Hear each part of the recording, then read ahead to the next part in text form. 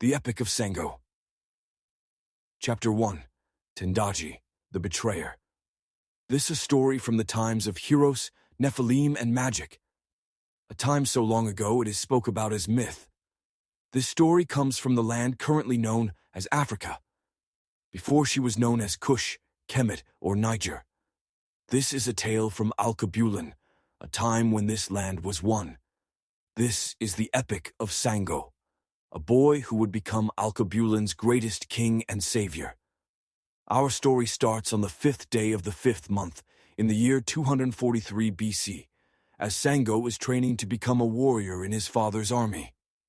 Sango is in the training yard known as the Gate of Champions, with his instructor, the leader of the Amotekun, Cheetah, beastman Sikisi, the Isakopo, general. The training yard is 50 yards in width by 50 yards in length.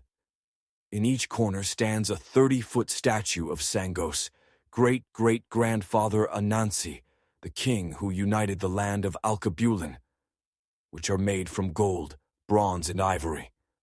The crown is adorned with diamonds and precious gemstones. Each statue has wings upon their back made of the pure set and whitest ivory, with wingtips of gold. Holding the Flissa sword, a long one-sided blade with the blunt side elegantly decorated with animals, followed by an inscription.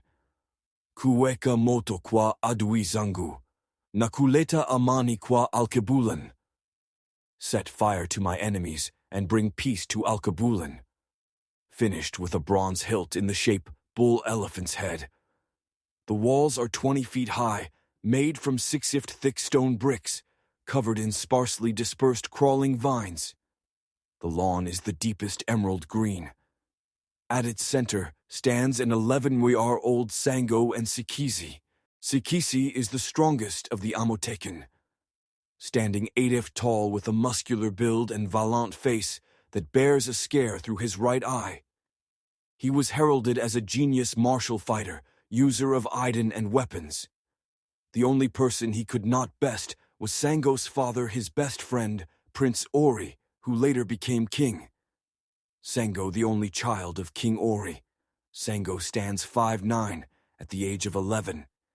He has piercing rudish-colored eyes, skin the tone of the purest Anansi, and long, locked brownish-black hair. Though his strength has not yet caught up to his body, he is widely regarded as a once-in-a-lifetime prodigy in weapons, martial arts. His Idan is adept to all elements, including light and dark Idan. His potential eclipses even that of his father Ori, who only was adept at light, and Sikisi, who was adept at lightning Idan. Up to this point he has only trained in weapons. Due to the strain of using Idan at an early age, the people of Alkebulan aren't allowed to train their Idan until the age of 16, when their bodies can take the strain of using it.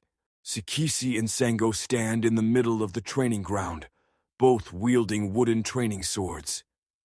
Sikisi yells to Sango, "Young prince, if you can land one hit on me, we will end today's training session early." Sango replies, "If I land one hit on you, allow me to train my Idan starting tomorrow." "Okay, young prince, if you can land one hit on me, I will teach you the basics of honing your Idan tomorrow," Sikisi bellowed in his deep, commanding voice with a chuckle. Sango gets down in his fighting stance, crosses his wooden short practice swords, then with a look of determination in his eyes, he yells, "Here I come!" Meanwhile, in the northeastern province of Alkebulan, the land of Ptah, Umbusi Tendaji, King Ori's cousin, was making plans of conquest. The land of Ptah, renowned for its philosophical thought, but greater known for its beauty. 280 years in the past, after King Anansi united the land of Alkebulan under one house, he divided the lands into 5 parts, giving his younger brothers 4 provinces to reign over. 1. The northeast province of Ta to his brother Heru. Heru wanted the land of Ta, for he loved the flowing deserts, the fertile lands that border the Yaru, the great river, which were green with rolling hill and valleys. teeming with life. His most favorite attribute was the Sea of Yam Suf, Sea of Reeds. Its harvest was always bountiful. Great markets that were packed with people were created, where salted seafood could be traded throughout Alkebulan along with all manner of artisanal goods. 2. The central province of Trois, to his brother Ad. 3. The southwest province of Himba, to his brother Chik. 4. The southeast province of Bemba, to his youngest brother Amadou. Taking the northwest province of Ife for himself, and built the capital city of Sankore, which was later named Timbuktu, as the 5th. This way the nation will always be protected by the House of Impundulu to avert war and make the nation prosperous via trade within the brothers. The land thrived and was overflowing with abundance for 280 years until Tendaji grew tired of his position and set his eyes upon the throne.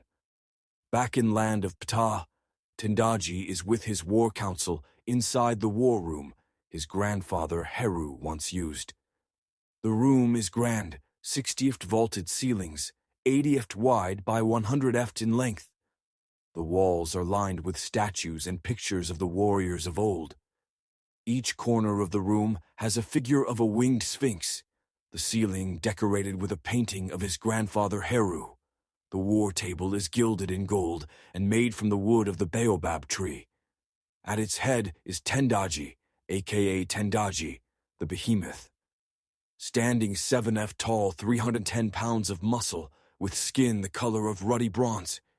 He begins to question his top generals A1, Metafo Dragoni, the 3 flying dragons, Chima God's wings, Azizi God's sword, Makena God's strength, the only woman. On the table lies a map of the nation. Chima, Makena, Azizi, are your troops ready? I am sending you all out tomorrow to begin our assault on the nation, to become her rulers. Tendaji spoke as his voice echoed throughout the war room. Yes, they replied, each one naming which province they are to attack along with the number of troops. Makena states, I have 500,000 troops ready to march on the central province of Trois, your grace. Azizi follows, I have 520,000 troops ready to march on the province of Himba, your majesty. And I have 790,000 troops to march on Bemba, my lord and Brotha. Declared Chima. Ah, yes. Ready your troops outside of the palace walls. I will speak to them at daybreak. This is the beginning of a new era. I will wipe out every trace of the house of Impundulu, so that I may never be challenged for the throne. Only I, Tendaji, the behemoth, will be ruler of the nation, sole heir to the throne of Alkebulan. Now go, my Enfo Dragoni, because tomorrow we unleash hell on the kingdom, yelled Tendaji. Back in the land of Ife, inside the training grounds of the Ivory Palace, Sikisi and Sango continue their training. Sango slides backwards, catching his balance, while wiping the sweat from his brow. He clenches his teeth, and with a cheeky grin he says, Is it me, or is the great Sikisi starting to slow down, or have I just gotten better than you? There is no doubt that you have gotten better, young prince. But you are at least 2 decades from matching or even besting me with a blade. Now stop talking and strike me, Sango, retorted Sikisi energetically, as he changed the grip on his practice swords and charged towards him. I will get you this time, teacher, Sango confidently stated. Suddenly there's a shout. Sango! Deep and loud enough to rattle the halls of the Ivory Palace. Slap, slap, boom. Hey, I told you I would get you this time, Sikisi. Now you have to teach me Idan. If not for your father bellowing your name like a bull elephant in heat and distracting me, you would be firmly on your backside, young prince, declared Sikisi as he rubs his head, embarrassed by the tumble. Sikisi, I see that my son has gotten the better of you. Looks like he will be starting his studies into Idan sooner than we all thought, laughed King Ori. It would seem so old, friend, replied Sikisi sheepishly. Sango, I will allow you to study Idan under one condition. You must only focus on cultivating the power of Idan. You must not use it until you are 16, as your body is not yet strong enough to control it. If you swear to this condition, I will allow Sikisi to teach you Idan and have an Ajay come and train you in the art, Ori asked. Yes, I agree, Fata. Yes, Sango quickly replied. Great, my son. Your training is over for the day. Now go enjoy the day. I must talk with Sikisi. Okay, Fata. Thank you, Sango said as he ran from the training grounds at full speed. Sikisi, my old friend, it will have been officially 20 years since I have taken over the throne. Do you remember the prophecy the Ajay Oba spoke to us? Ori, how could I ever forget? It was the most eerie prophecy I had ever heard. I remember the words like they were spoken yesterday. She said, Ori, in 20 cycles, one conqueror will come from your grandfather Anansi's line to destroy the familial Idan Ajay of the house of Impundulu. One who is filled with hatred and envy will set the land on fire. But this fire will not bring peace like the fire of Anansi. This fire will bring despair and hardship to the land of Alkebulan. To protect the bloodline, you must face him. You must face this monolith and die in order to save your son, who will be the savior of the bloodline. You chief of the Amotekun, strongest Jagun warrior of the Beastmen. You must protect the young one who is destined to save the land. You will journey with him, along with an Ajay. From there you will bring him to me. Here is a blade, Idan Ohun Ija, magic weapon. You must give it to him on this day. It will grow in strength, as he grows in strength and stature. Ori, whatever you do, you must not try to prevent this. This will only quicken this event, as well as you will be called a tyrant and a dictator. You will garner the ire of the people.